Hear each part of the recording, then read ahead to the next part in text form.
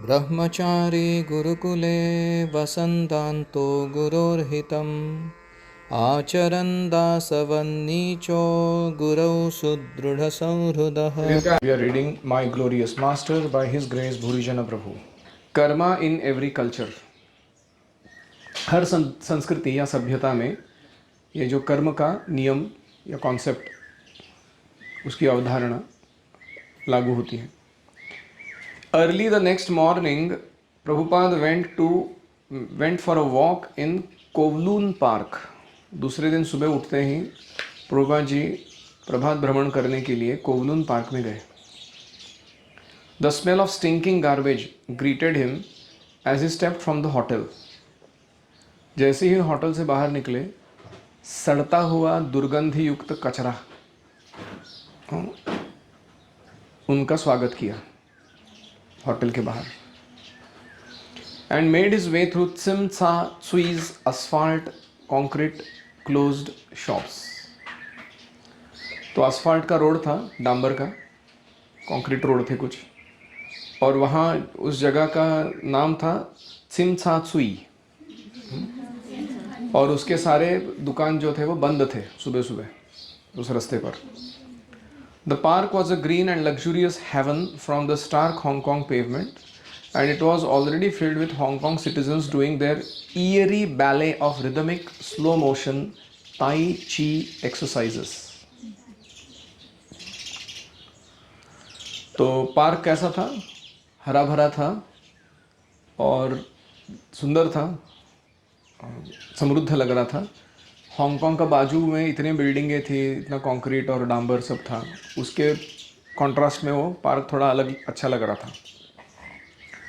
और वहाँ के हांगकांग सिटीजन्स नागरिक क्या कर रहे थे? पार्क ऑलरेडी भरा हुआ था सुबह सुबह. चाइनीज़ लोग वहाँ आकर अलग अलग, या सिटीजन्स जो हैं हांगकांग के, वो एक स्लो मोशन बैले, आपने देखा है वो चाइनीज़ लोग ताई ची नाम का एक मूवमेंटल एक्सरसाइज रहता है जिसमें आप अपने शरीर की शक्तियों को बढ़ाने के लिए, दूषणों को दूर रखने के लिए, अपने मेंटल पावर्स को अच्छा करने के लिए अलग अलग एक्सरसाइजेस करते हो. उसको ताई ची बोलते हैं. वो एक्सरसाइज करने वाले बहुत लोग प्रभुपाद जी ने देखे. Prabhupada held his head high as he circled the flower beds and fountains.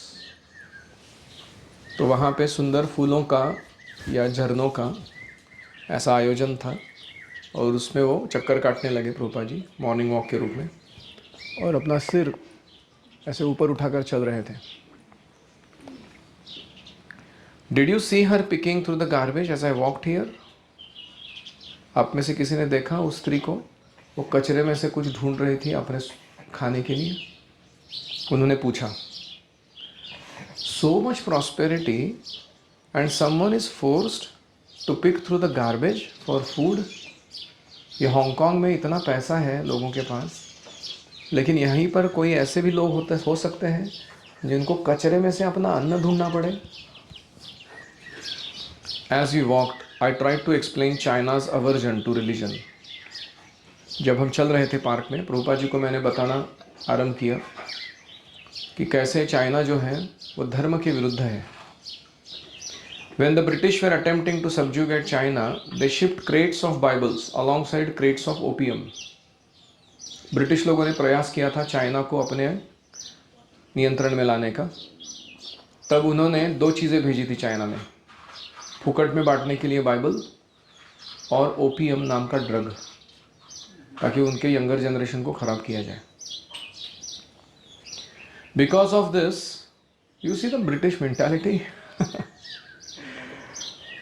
Because दूसरों की वाट लगेगी चलेगा, लेकिन मेरा आधिपत्य स्थापित होना चाहिए उसके ऊपर. Because of this I explain the Chinese government was now anti religion. उस समय वो जो बाइबल का चीज़ हुआ था कन्वर्ट करने के लिए, लोगों को रिलीजन बदलने के लिए, उसके कारण चाइना क्या हो गया, किसी प्रकार का रिलीजियस ये जो साहित्य है उसको बांटना या कोई धर्म प्रचार करने के काम उसके खिलाफ हो गया. They do not know anything about religion. Prabhupada ji ने कहा. His reaction was strong. Prabhupada ने जोर देकर कहा, चाइनीज़ जो कोई गवर्नमेंट है उनको धर्म के बारे में कुछ ज्ञान नहीं है. He said that the Chinese in Hong Kong were only interested in making money, push button money.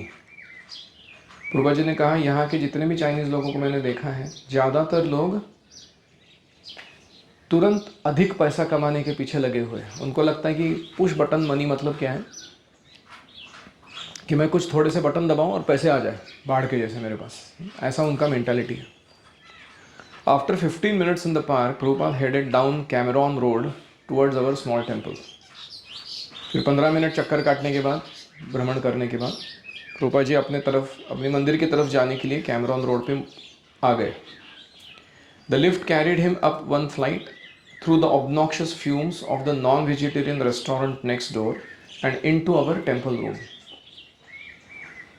फिर जब वो मंदिर की जगह पर पहुँचे तो वो फर्स्ट फ्लोर पे था, पहली मंजिल पर. और जब वहाँ के लिए लिफ्ट ली तो वहाँ नीचे एक रेस्टोरेंट था, उसमें से अजीब तरीके के मांस पकाए जा रहे थे, नॉन वेजिटेरियन. उसका उग्र जो दुर्गंध है वो नाकों में प्रवेश किया सबके. Incense blocked out the horrendous neighbourhood smells. मंदिर में आने के बाद वहाँ की अगरबत्ती जो जल रही थी उसने ही उन गंदे स्मेल्स को दूर रखा था.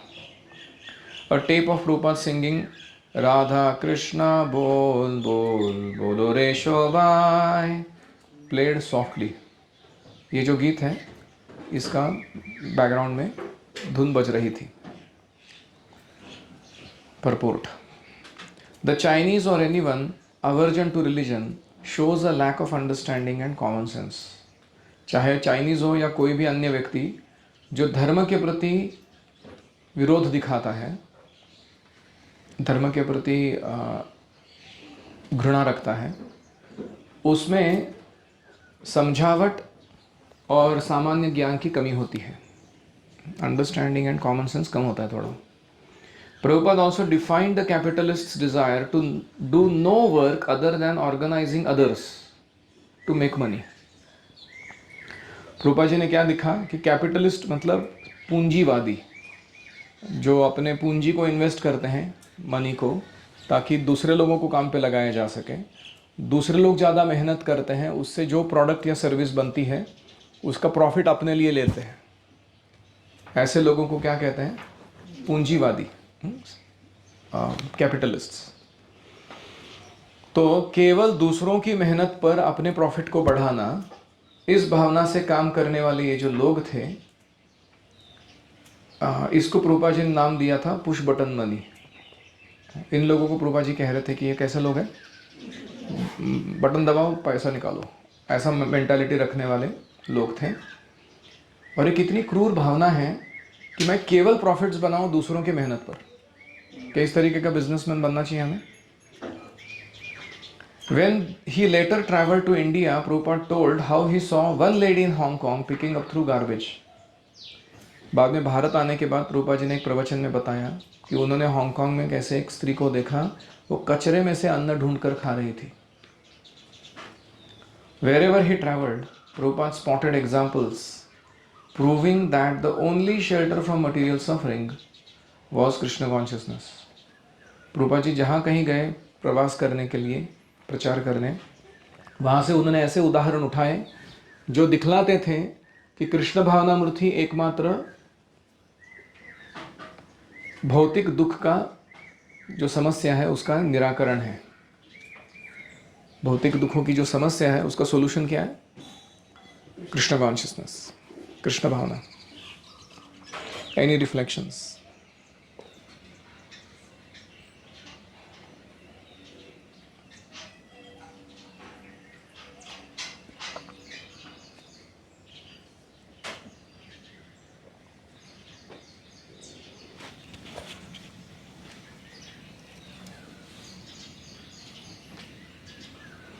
आप अगर बिजनेसमैन बनोगे आगे जाके तो आपको किस प्रकार का बिजनेसमैन बनना चाहिए?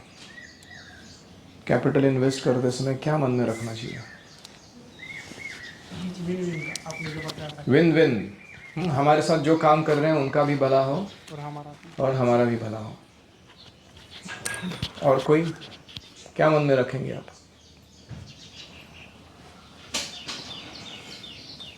हमें मतलब अपनी जगह की तो हमारे पास जो है उससे दूसरे के ऊपर रूल करने के लिए हम कुछ भी कर सकते हैं, लेकिन उसकी वजह से जो असली नॉलेज है वो उनको नहीं मिल पाता, तो उससे ये तो ब्रिटिशों ने बाइबल भेज भेज के चाइना को सब्जुगेट करना चाहा, वो तो हुआ नहीं।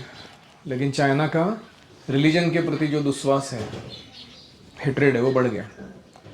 तो दो नुकसान हो गए। एक नुकसान ये था कि विन विन नहीं हुआ, ना ब्रिटिशों का ना चाइनीज़ लोगों का। और दूसरा नुकसान ये हुआ कि चाइना का जो धर्म के प्रति विरोध है वो ज़्यादा बढ़ गया, तो उसके कारण वो नास्तिक बनने लगे और ज़्यादा भौतिकवादी बन गए। ज़्यादातर लोग जो रिलीजन नहीं मानते या भक्ति नहीं करना चाहते, उसका कारण क्या होता है पता है आपको? Frustration. Because of what? Because of exploitation by who?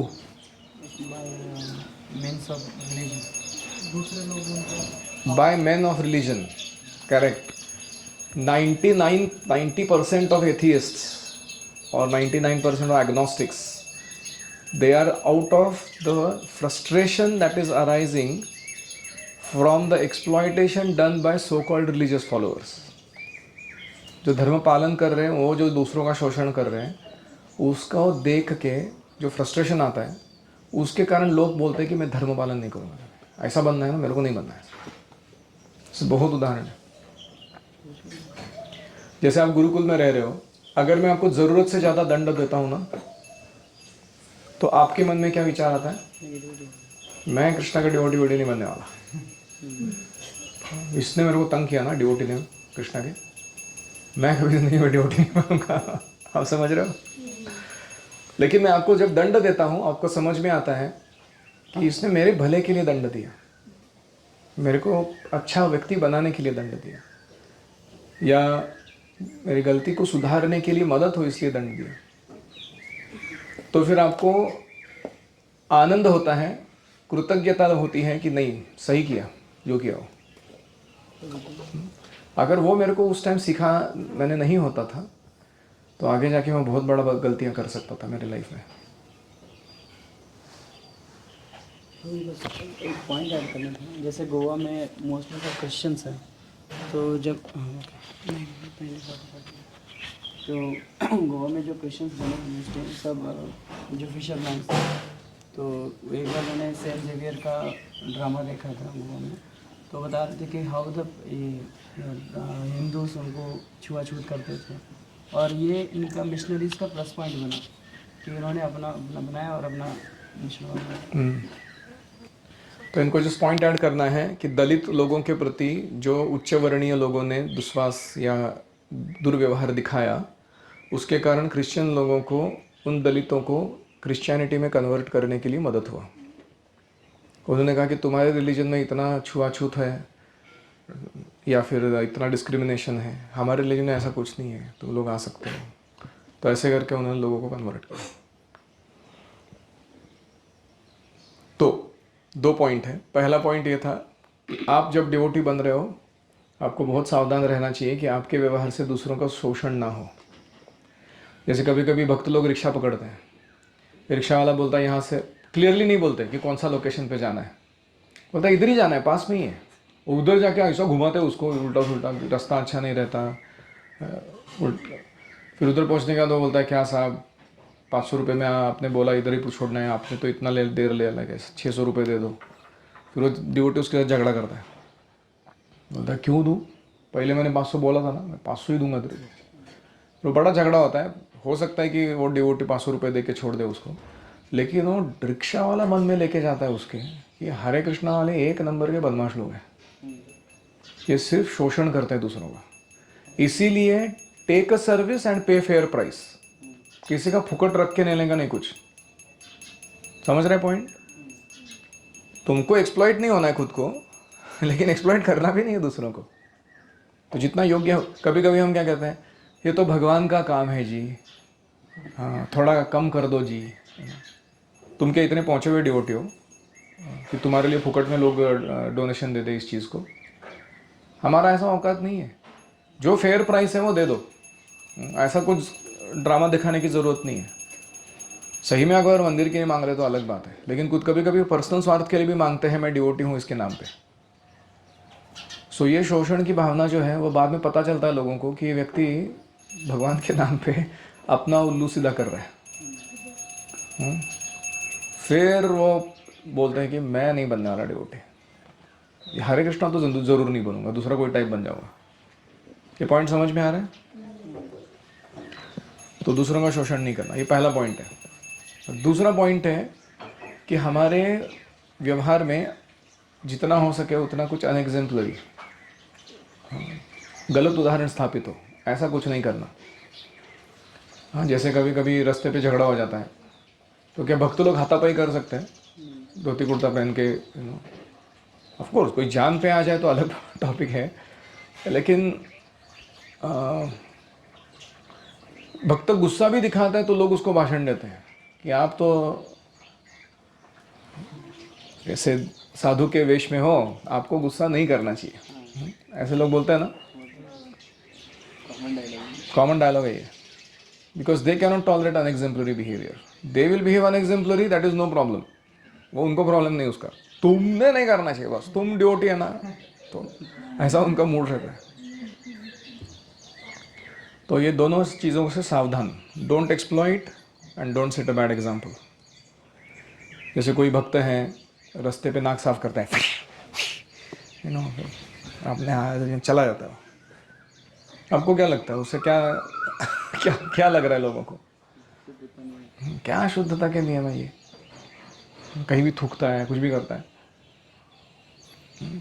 So not good for devotees. ये छोटे छोटे चीज़ों के कारण ही लोगों के मन में भगवान के प्रति, धर्म के प्रति क्षोभ बढ़ता जाता है। बोलते हैं कि धर्म अगर ऐसा सिखाता है ना, मैं नहीं बनना। So we have to be very careful.